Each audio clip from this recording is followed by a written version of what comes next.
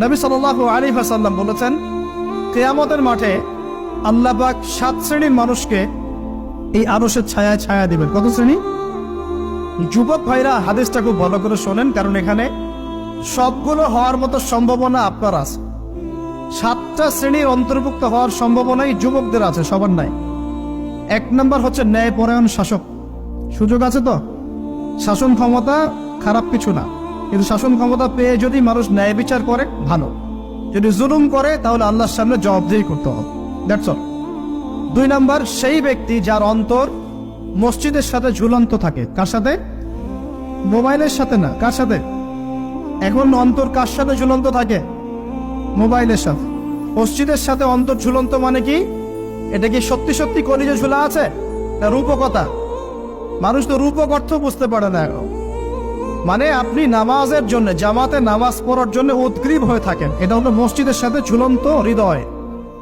এরপর সেই ব্যক্তি, সেই যুবক যে তার যৌবনকালটা আল্লাহ পাকের ইবাদতে কাটিয়ে দিয়েছে। সুযোগ আছে না?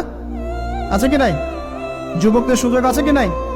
4 নাম্বার সেই ব্যক্তি বা সেই 2 ব্যক্তি যারা একে অপরকে আল্লাহর জন্য মহব্বত করে।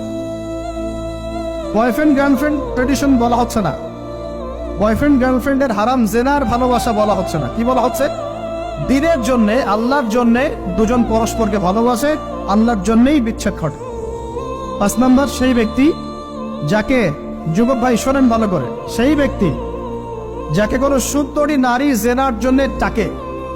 সুন্দরী উচ্চ বংশের কোনো মেয়ে নিজেই জেনা করার জন্য ডাকে, কিন্তু যুবক বলে আমি আল্লাহকে ভয় করি, ইন্নী আখাফুল্লাহ, আমি আল্লাহকে ভয় করি। এরকম যুবক আছে এখনো বাকি সমাজে? এখন তো ইচ্ছা করেই মানুষ জেনা করে।